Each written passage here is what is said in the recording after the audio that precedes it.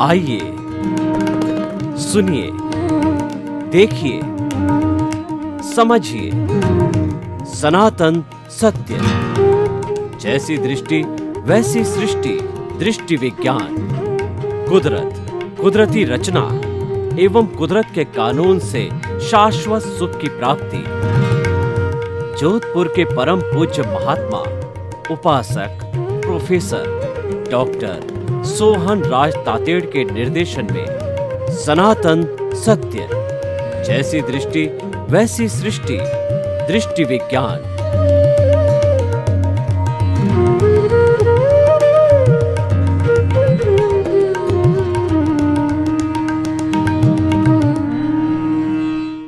भाइयों और बहनों, मातृशक्ति को नमन।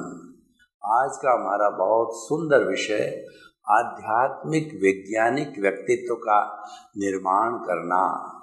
देखिए कि दो धाराएं चलती है, एक अध्यात्म की धारा और एक विज्ञान की धारा। दोनों धाराओं का मुख्य उद्देश्य है सत्य की खोज करना। जो वैज्ञानिक लोग होते हैं वह फिजिकल लेबोरेटरी के अंदर इंस्ट्रूमेंट्स के द्वारा और जो है कई कहना चाहिए कि कॉम्बिनेशन जो करते हैं, द्रव्यों को मिलाते हैं, करते हैं, उन सब के जिसको केमिस्ट्री बोलते हैं, जिसके आधार पर वो प्रयोग करके और कोई चीज़ स्थापित करते हैं, हैंस प्रूव्ड करते हैं। वो सारा कार्य जो है वैज्ञानिक लेबोरेटरी में होता है। और अध्यात्म व्यक्ति होता है वह खुद का अध्ययन करता है, अपनी आत्मा का अध्ययन करता है और उसके अंदर जो है वह भीतर जगत के अंदर गोते लगाता है। उसका भी उद्देश्य सत्य की प्राप्ति करना होता है और वो अपने आप के शरीर को, अपने भीतरी जगत को लेबोरेटरी बनाता है। हमारे जितने भी ऋषि मुनि हुए हैं, पहले विज्ञान की इतनी तरक्की नहीं हुई थी, आज से 100 साल पहले और उसके पहले हजारों साल पहले। हम जो हैं वो आर्यों की संतान हैं। तो आर्यों ने जो है वो जो स्थापना की थी वो आध्यात्म आधारित थी। मोहनजोदड़ो और हड़प्पा कि जब खुदाई की गई 10,000 साल पुरानी खुदाई, उस खुदाई के अंदर जो है वो जटाबंद जो है बड़े हुए वो ऋषि मुनि मिले, ध्यान करते हुए मिले, हवन करते हुए मिले, धार्मिक क्रियाएं करते हुए मिले। उससे ये सिद्ध होता है कि हमारा जो भारत है वह प्रारंभ से ही आध्यात्म आधारित रहा और जो दूसरा ईस्टर्न फिलॉसफी है वो भौतिक आधारित रही। हालांकि जो है वेस्टर्न फिलॉसफी में भी आत्मा की, मन की बात कही जाती है, परंतु वह स्थूल रूप में, वो सूक्ष्म रूप में नहीं है। वो कॉन्शियसनेस के रूप में वो ये मानते हैं कि चेतना है जब शरीर चलता है। आइंस्टीन ने भी यही माना है। आइंस्टीन ने हजारों जो है वो भौतिक चीज़ों की खोज की, आविष्कार किया और अंत समय में अपनी विल लिखी। उसके अंदर लिखा कि मुझे अगला जन्म धार्मिक कुल में मिले कि मैं अपने आप का अध्ययन कर सकूं, अध्यात्म का अध्ययन कर सकूं और मैं जो है वह आत्म तत्व को जान सकूं। इसका अर्थ ये हुआ कि वो भी आत्म तत्व में विश्वास तो करते हैं, लेकिन जितना गहराई से अध्ययन किया जाना चाहिए वो हमारी भारतीय परंपरा में है। जो भारत के जितने धार्मिक ग्रंथ हैं उनके अंदर, जिनके अंदर आत्मा को प्रथम स्थान दिया है, तो उसके साथ के अंदर पुनर्जन्म है, कर्म सिद्धांत है, आत्मकृतित्ववाद है, ज्ञान दर्शन चरित्र तप है, आचार संहिता है, ज्ञान संहिता है और पूरी सारी मीमांसा और 55 तरह के धर्म दर्शन इस तरीके से डेवलप हो गए भारत के अंदर कि आज स्कूलों में, कॉलेजों में, विश्वविद्यालयों में उसकी पढ़ाई कराई जाती है और वो विषय आज सारे उपलब्ध भी है। उनकी बहुत अच्छी जो है कहना चाहिए वो हमारी ज्ञान परंपरा हमारे पास में आज मौजूद भी है। तो हम ये कहना चाहते हैं कि वो आध्यात्म जगत हमारा प्राचीन काल से चला आ रहा है और जो वेस्टर्न फिलॉसफी है उनका जो है भौतिक जगत काफ़ी सालों से चला आ रहा है, लेकिन पिछले 100 ईयर्स में जो विज्ञान ने बहुत ज़्यादा तरक्की कर ली है, जो अध्यात्म के द्वारा जो कार्य किए जाते थे आज सारा विज्ञान करने लग गया। मैं आपको उदाहरण दूं कि पुराने ज़माने में जो रिद्धि सिद्धि युक्त जो साधु थे वो क्या है कि आहारक शरीर छोड़ा करते थे। उस आहारक शरीर के जरिए वो जो है अपना इष्ट है, गुरु है या भगवान है, उसके पास में वो आहारक शरीर जो है वो भेज करके और कोई प्रश्न किया जाता था, कोई शंका होती थी, उसका समाधान जो है वो नेग्लिजिबल समय के आहारक शरीर रिद्धि सिद्धि युक्त शरीर लेकर के आ जाता था और वो साधु महात्मा उत्तर दे देते हैं। जो उसको ज्ञान नहीं होता था उस चीज़ का वो सही सही उत्तर दे देते थे।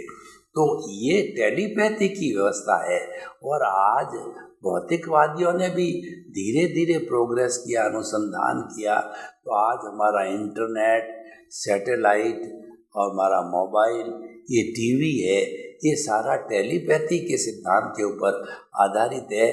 ये जो है वेव्स के ऊपर आधारित है। जो लोग वेव्स को पढ़ते हैं, wave length, sine theta, cos theta, frequency और वेव लेंथ के बारे में, साइनोसोडल वेव्स इत्यादि, वो सब जानते हैं। तो ये सारा हमारा जगत है, ये तरंगातीत जगत है, ये तरंगों के माध्यम से चलता है। तो इस बात की खोज करके और हम सैटेलाइट तक पहुंच गए। पूरे विश्व के 210 कंट्री के हर एक के कोड, हर एक का स्थान सैटेलाइट उपग्रह में मौजूद है। तो सबसे पहले हम किसी कंट्री के अंदर किसी व्यक्ति से बात करते हैं तो वो कोड सैटेलाइट को टच होता है और उसी पर्टिकुलर उसका जो क्षेत्र होता है उसमें फिर मोबाइल तक जाता है और बात होती है। और पहले ये सारा कार्य जो है वह केबल के माध्यम से समुद्र में केबल बिछाई जाती थी, लेकिन वो सारा अब धीरे धीरे विज्ञान की तरक्की के साथ के अंदर वो सारा सैटेलाइट और कंप्यूटर का युग आ गया, कंप्यूटर के माध्यम से चलता है। तो इसका मतलब ये हुआ कि आज हम इस वैज्ञानिक पद्धति को इग्नोर नहीं कर सकते हैं और वो वैज्ञानिक पद्धति तो हमारे जीवन का अंग बन गई है। छोटा बच्चा हो, बड़ा हो, बुजुर्ग हो, सभी को आज हम विज्ञान के बिना कुछ भी काम नहीं कर सकते। आज लाइट को देखिए, कंप्यूटर को देखिए, हमारी सारी बिजनेस व्यवस्था को देखिए, बैंकिंग व्यवस्था को देखिए, वो बिना जो है कंप्यूटर के आज कुछ भी कार्य नहीं किया जाता है। सारा काम जो है कंप्यूटर आधारित हो गया है। इसका अर्थ क्या हो गया है? वैज्ञानिकता की आवश्यकता बढ़ी है। तो आज हमें दोनों का समन्वय करना है। आज जो हमारा विषय है आध्यात्मिक वैज्ञानिक व्यक्तित्व का निर्माण करना, और मैं आपको एक चीज़ दोनों के समन्वय की बताना चाहता हूँ कि जो हमारे 6 कहना चाहिए कि मेन घटक है जो सृष्टि का संचालन करते हैं, पूरी दुनिया का संचालन कौन करता है, उसका हम थोड़ा दिग्दर्शन करते हैं कि 6 तत्वों के अंदर पहला तत्व है जड़ तत्व, अजीव तत्व, निर्जीव तत्व, जिसमें आत्मा नहीं होती, उसमें फीलिंग, संवेदना, सुख दुख की अनुभूति नहीं होती, वो गलन मिलन धर्मा होता है और वह टूटता है, जुड़ता है और टूटने जुड़ने के साथ में फिर नई स्थिति बनती है। तो उसको पर्याय बोलते हैं कि किसी का विनाश होता है और उत्पन्न होता है, वो सारा पर्याय बदलता है। जिससे कहा जाता है कि ये सारी दुनिया हर क्षण हर वस्तु बदलती जो संचरण करता है वो संसार कहलाता है। तो इस तरीके से ये सारा चेंज होता जा रहा है। तो अब जो जो ये जड़ तत्व हो गया, पहले तत्वों की हम जानकारी करते हैं और जड़ के बाद के अंदर अगर जड़ है या चेतन तत्व है, वह कोई भी गति करना चाहता है तो गति करने के लिए गति सहायक तत्व ऐसा होता है जो पूरे ब्रह्मांड के अंदर अरूपी रूप में, एक द्रव्य के रूप में, शाश्वत रूप के अंदर वह मौजूद है। एक सुई की नोक जितना भी खाली जगह नहीं है जहाँ पे ये मोशन तत्व, गति सहायक तत्व जो कि जो जड़ और चेतन के मूवमेंट में सहयोगी होता है, हर जगह मौजूद होता है। और कोई भी जड़ या चेतन गति करना चाहता है, हवाई जहाज चलनी चाहती है, एरोप्लेन चलना चाहता है, और जो है वो हमारी ट्रेन या कार चलना चाहती है, तो उदासीन भाव से वह मांग किए जाने पर गति सहायक तत्व पूरे जो है ब्रह्मांड में मौजूद है। हाथ हिल रहा है, मोशन तत्व चाहिए। शरीर के अंदर जितने भी हमारे सिस्टम्स काम करते हैं, उत्सर्जन तंत्र है, रुधिर तंत्र है, पाचन तंत्र है, उसमें भी गति चाहिए। उसके लिए जो हमारे पूरे ब्रह्मांड में गति सहायक तत्व मौजूद है। और इसी तरीके से कोई भी जड़ और चेतन मूवमेंट कर रहा है और वो रुकना चाहता है, पथिक है, वो चल रहा है लेकिन गर्मी लग रही है, उसने देखा कि सामने घना पेड़ है, उसके नीचे रेस्ट करना चाहता है, यानी वो रुकना चाहता है। तो रुकने की स्थिति में उसको मोशन तत्व चाहिए।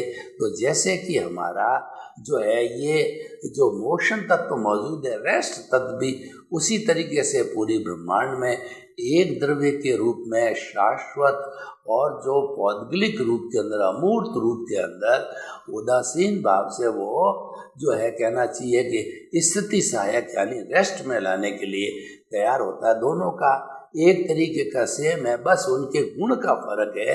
एक मोशन में सहायक होता है, एक रेस्ट में सहायक होता है।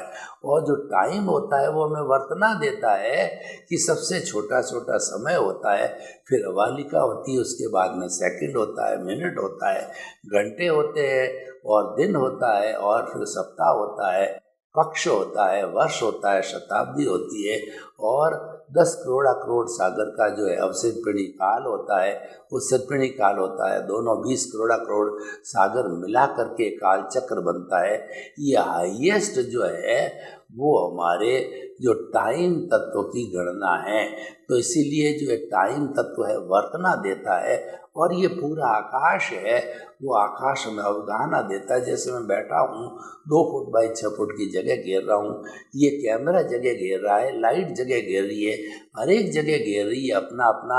इसको अवगाहना देने वाला हमारा स्पेस तत्व है, आकाश है। अगर ये तत्व नहीं हो तो आपके ऊपर मैं पड़ूंगा, मेरे ऊपर आप पड़ेंगे, और दोनों लथपथ होते रहेंगे, और ये सारा संसार एक जगह टिक नहीं पाएगा।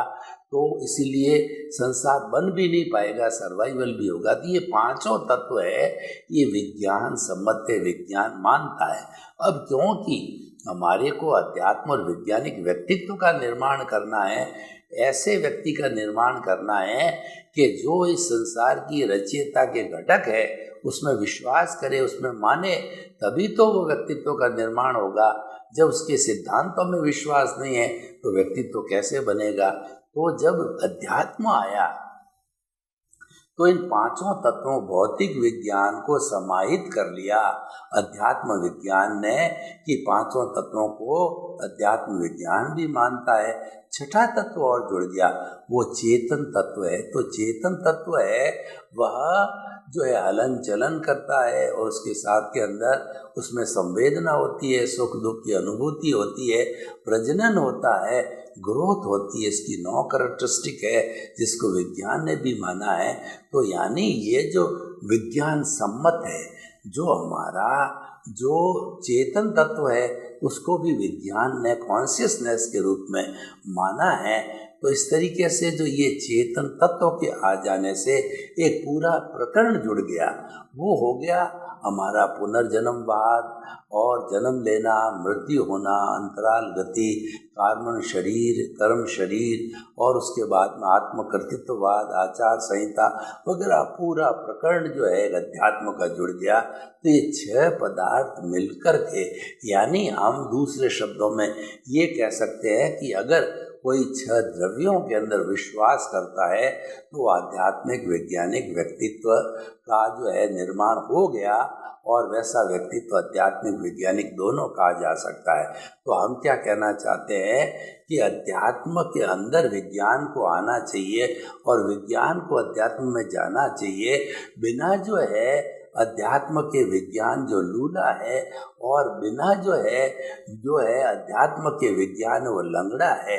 तो आपको कहानी याद ही है, एक अंधा और एक लंगड़ा दोनों अलग अलग बैठे हुए थे और वहाँ आग लग गई, तो उसका ताप पहुँचने लगा और इत्तेफाक से जो है उन दोनों का एक दूसरे से वार्तालाप हुआ। उन्होंने कहा भैया ताप लग रही है, कहीं आग लगी है, अपने एक योजना बनाते हैं कि मैं तो अंधा हूँ, चल तो सकता हूँ, देख नहीं सकता, और तुम लूले हो, लंगड़े हो, तो तुम चल नहीं सकते, पर देखते हो तो मैं तुम्हारे को मेरी गर्दन पे बिठा देता हूँ। अंधे ने कहा, तो लंगड़े को बिठा दिया। तो अब वो जैसा जैसा लंगड़ा रास्ता बताता है उस हिसाब से जो है अंधा लेफ्ट राइट आगे पीछे चल करके, और वो आग से दोनों बच गए। तो हम यही कहना चाहते हैं कि आज के युग में अध्यात्म और विज्ञान को साथ रख के बात की जानी चाहिए। अध्यात्म को परोसा जाना है।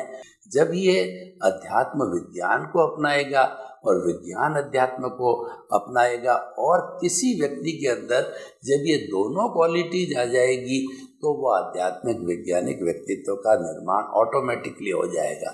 मैं आपको उदाहरण के तौर पर ये बताना चाहता हूँ, कुछ तथ्य आपको देना चाहता हूँ कि जैसे शाकाहार और मांसाहार की बात है, तो इसके पीछे वैज्ञानिक लॉजिक भी हम देते हैं कि जो हमारी ये छोटी आंत है मनुष्य की, जो कि शाकाहारी है, वह टोटल 20 फुट लंबी आंत है, और 20 फुट लंबी आंत में भोजन करके पचता है, और उसके बाद के अंदर जो 10 फुट की आंत है वो हमारी बड़ी आंत है, 2 इंची डायमीटर की, और 20 फुट की जो आंत है वो 1 इंच की आंत है, जिसके अंदर हमारे ड्यूडेनम भी आ गया, और उसके साथ साथ के अंदर हमारी भोजन नली भी आ गई।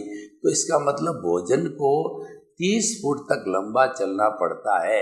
जबकि जो मांसाहारी जो है वाइल्ड एनिमल्स होते हैं, उसकी जो है कुल मिला के 4 फुट की आंत होती है।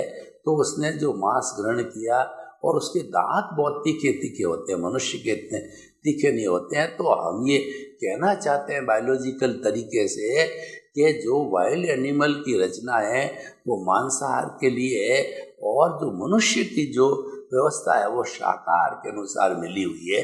तो हमें शाकाहार को ग्रहण करना चाहिए। अब देखिए, एक अध्यात्म के लोग बताते हैं कि रात्रि भोजन नहीं करना चाहिए, तो इसके पीछे वैज्ञानिक दृष्टिकोण ये है कि हमारी जो है ये जठराग्नि है वो सूर्य की रोशनी के अंदर बहुत सक्रिय रहती है। तो सूर्य की रोशनी में भोजन जो जठराग्नि की वजह से जल्दी पच जाता है, और जब हम रात्रि में भोजन करते हैं सूर्य का ताप नहीं रहता है, जठराग्नि कमज़ोर हो जाती है, और वो भोजन पूरा पचा हुआ नहीं होने का कारण, अपच रहने के कारण है, वो कई तरह के मल इकट्ठे होते हैं हमारे, और वो बीमारी का कारण बनते हैं। तो ये वैज्ञानिक एप्लीकेशन अध्यात्म में आज जितने हमारे ऋषि महर्षि है, साधु सन्यासी साधक है, जो कि स्पिरिचुअलिटी की बात बताते हैं, और स्पिरिचुअलिटी एप्लीकेबल टू दी जो ह्यूमन जो है वो कहना चाहिए लाइफ स्टाइल, तो उसको हर चीज़ का लॉजिकली वो हमें बताना पड़ेगा। और लॉजिकली कब होगा? जब व्यक्ति विज्ञान को पढ़ेगा, विज्ञान को जानेगा। यानी जिसने विज्ञान की भी पढ़ाई की है, अध्यात्म की भी पढ़ाई की है, तो ऐसा व्यक्ति आध्यात्मिक वैज्ञानिक व्यक्तित्व का निर्माण हो सकता है। ये बात तो रही उनके एजुकेशन या उनके नॉलेज लेवल की। अब हम बात बताते हैं कि श्रद्धा कितनी है। एक वैज्ञानिक को अध्यात्म में श्रद्धा होनी चाहिए, और आध्यात्मिक को वैज्ञानिक में श्रद्धा होनी चाहिए। यानी कि चेतन तत्व को जड़ में श्रद्धा होनी चाहिए, जड़ को है चेतन तत्व में होनी चाहिए। और देखा जाए तो जो हमारा कर्म शरीर है जो कि जड़ है, और हमारी जो मूल स्वरूप आत्मा अक्रिया कुछ नहीं करती, उसकी तो प्रेजेंस रहती है। तो दोनों हैं जब तक ये शरीर है और हमारा सारा कहना चाहिए बॉन्डेड सोल है और उसी से सारा जगत है, और दोनों अगर अलग अलग हो जाते हैं, आध्यात्मिक व्यक्ति प्योर आध्यात्मिक हो जाता है, वैज्ञानिक व्यक्ति प्योर वैज्ञानिक हो जाता है, दोनों का संबंध नहीं होता है, तो फिर तो वो अपनी अपनी जगह पर वो सार्वभौम है ही है, फिर तो बात करने की जरूरत ही नहीं है। बात ये क्यों की जाती, दोनों को सेपरेट समझना है, सेपरेट व्याख्या करनी है और सेपरेट करना है दोनों को सेपरेट करना ही मुक्ति की अवस्था कहलाती है। तो आध्यात्मिक वैज्ञानिक व्यक्तित्व का निर्माण का अर्थ क्या हुआ कि जो है हमें दोनों के सहयोग के माध्यम से जो है हमें गंतव्य को प्राप्त करना है। आज जब चारों तरफ विज्ञान का बोलबाला है तो हम विज्ञान से अछूते कैसे रह सकते हैं? बिल्कुल नहीं रह सकते हैं। तो और पुराना कोई समय था जिसके अंदर ये दोनों करीब नहीं थे, और अब जो है ये सोचने को मजबूर कर दिया आध्यात्मिक लोगों को कि विज्ञान के बिना काम चलने वाला नहीं है, क्योंकि विज्ञान तो पूरा छा गया है सोसाइटी पे। तो अब तो सॉल्यूशन यही है, अगर हम सर्वाइवल करना चाहते हैं, अगर हम दुनिया को नया देना चाहते हैं और हमारी जनरेशन को अच्छा बनाना चाहते हैं, तो निश्चित तौर से उसको आध्यात्मिक वैज्ञानिक जो है दोनों बनाना पड़ेगा। यानी हमारे जो ऋषि मुनि और जो आगम है, त्रिपिटक या धार्मिक ग्रंथों वाले जितने भी सत्संग कराने वाले हैं और जितना भी उपदेश देने वाले हैं, उनको विज्ञान सम्मत बातें करनी पड़ेगी, विज्ञान की भाषा में बोलना पड़ेगा। और दूसरा देखिए कि आध्यात्मिक वैज्ञानिक दोनों व्यक्तित्व का अर्थ क्या, होलिस्टिक का अर्थ क्या हो गया कि दोनों के समन्वय से जो है एक परफेक्ट जो है हमको जीवन मिलता है। तो हमें परफेक्ट जीवन, आइडियल जीवन, होलिस्टिक जीवन प्राप्त करने के लिए स्पिरिचुअलिटी प्लस जो है हमारा ये साइंटिफिक चीज़ें हैं, दोनों ही मिलनी चाहिए और दोनों मिलके ही हम तरक्की कर सकते हैं। तो देखिए, आध्यात्मिक वैज्ञानिक व्यक्तित्व निर्माण करने के लिए हमें थ्योरी के साथ में एक्शन भी करना पड़ेगा। तो उसके लिए जो है हमारे जैन धर्म के अंदर प्रेक्षा ध्यान पद्धति का विकास किया गया कि प्रेक्षा ध्यान पद्धति क्या कहती है। प्रेक्षा का तो देखना, ध्यान का मतलब गहराई से जाकर के देखने का अर्थ क्या, चाहे आप खुली आंख से देखो चाहे आप बंद आंख से देखो, वो राग द्वेष रहित होकर के देखना चाहिए। जब ये राग द्वेष रहित होकर के देखने की बात है तो स्पिरिचुअलिटी आ गई। और हम उसको वैज्ञानिक दृष्टिकोण से देखना चाहते हैं तो इसके 8 अंग हो गए। वो है हमारा कायोत्सर्ग, अंतर यात्रा, श्वास प्रेक्षा, शरीर प्रेक्षा, चैतन्य केंद्र प्रेक्षा और हमारी ज्योति केंद्र प्रेक्षा, और उसके बाद में वर्तमान क्षण की प्रेक्षा, इस तरीके से, और अनुप्रेक्षा। इस तरीके से ये सारा जो एक्सपेरिमेंट कराने का काम है, प्रयोग कराए जाते हैं, ये सारी वैज्ञानिक पद्धति है। और इस वैज्ञानिक पद्धति को ऑटो सजेशन दिया जाता है, वो सारा आध्यात्मिक पद्धति है। तो जब दोनों आपस में मिलकर के और उसके बाद में सारा प्रयोग बनता है तो वो प्रयोग बहुत कारगर होता है, क्योंकि वह प्रयोग सिद्धांत और एक्शन, थ्योरी और एक्शन दोनों को लिए हुए होता है। अभी हमारे पास इतना समय नहीं है कि हम उस जो है वो 8 अंगों के बारे में कोई आपको प्रयोग करा के बतावें। हम तो आपको ये बताना चाहते हैं कि जो आध्यात्मिक व्यक्ति है उसको प्रेक्षा ध्यान मेडिटेशन अपनाना चाहिए, और मेडिटेशन करने वाला व्यक्ति है उसको विज्ञान में विश्वास होना चाहिए, और वो सारे एक्सपेरिमेंट भी वैज्ञानिक पद्धति से होते हैं। तो एक दूसरे में फेथ होनी चाहिए, एक दूसरे के सिद्धांतों की जानकारी होनी चाहिए, उसके बीच में इंटरेक्शन होना चाहिए, दोनों के बीच में ब्लेंडिंग होनी चाहिए। और जब दोनों मिलकर के काम करेंगे तो निश्चित तौर पे जो व्यक्ति सामने आएगा, जो जनरेशन हमारे सामने आएगी, वो अध्यात्म वैज्ञानिक होगी। और अध्यात्म वैज्ञानिक का मतलब संपूर्ण, और जो व्यक्ति संपूर्ण हो जाता है वह अपनी बात को अच्छी तरह से व्याख्या कर देता है। हमने ये देखा है कि जो IAS IPS ऑफिसर बनते हैं और उसमें से इंजीनियर्स, डॉक्टर, मेडिकल वाले जो लाइन के होते हैं, यानी जिनका बेस साइंस का होता है, they are the successful IAS and IPS officer because they club और they interact or they blend this scientific achievements with their work also, उसका उपयोग करते हैं।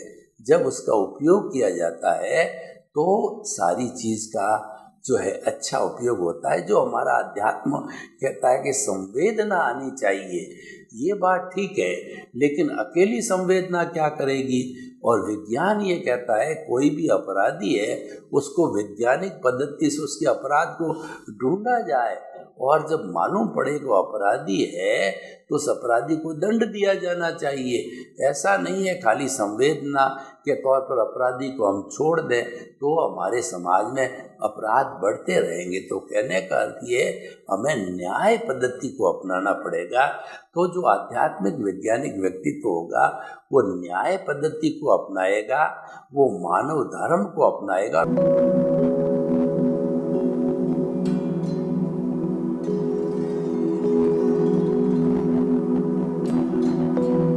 एक ऐसा अंतर्राष्ट्रीय ख्याति प्राप्त मानव जो गुरु प्रेरणा से पिछले 20 वर्षों से वानप्रस्थ जीवन जीते हुए 24 घंटे मानवता की सेवा में संलग्न है।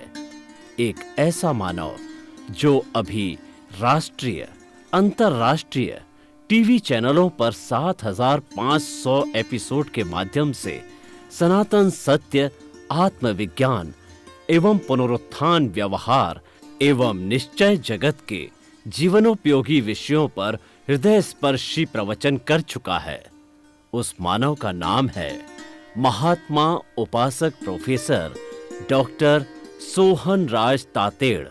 प्रोफेसर तातेड़ द्वारा योग, दर्शन, शिक्षा विषयों पर रचित PhD स्तर के 250 शोध ग्रंथ भारत के 100 प्रतिष्ठित विश्वविद्यालयों में शोधार्थी पढ़ रहे हैं तथा वे सभी शोध ग्रंथ वहां की सेंट्रल लाइब्रेरियों में उपलब्ध हैं। महात्मा सोहन राज ने अभी तक हजारों स्कूलों, कॉलेजों, विश्वविद्यालयों एवं संस्थाओं में सेमिनार, वर्कशॉप, कैंप लगाकर लाखों विद्यार्थियों को योग, दर्शन, शिक्षा का प्रशिक्षण देकर उन्हें सुसंस्कारित किया। डॉक्टर तातेड़ ने भारतीय संस्कृति उत्थान के 4000 से अधिक समसामयिक विषयों पर आर्टिकल लिखकर ऑनलाइन जर्नल, पत्रिकाओं, वेबसाइट्स पर प्रकाशित किया, जिसका उपयोग लाखों पाठक कर रहे हैं। उपासक तातेड़ के 5000 से अधिक आज का सुविचार, आज का शुभ संदेश, आज का मंगल भावना योग आदि चिंतन websites, Twitter, blogger, Facebook, YouTube माध्यमों से लाखों लोग अपना जीवन निर्माण कर रहे हैं। मानवता के मसीहा ऐसे महामानव महात्मा सोहन राज तातेड़ के प्रोफाइल को अभी तक विश्व के 20 लाख दर्शक यूट्यूब पर, 12 लाख गूगल पर एवं लाखों दर्शक फेसबुक, ब्लॉगर, ट्विटर और इंस्टाग्राम पर देख चुके हैं।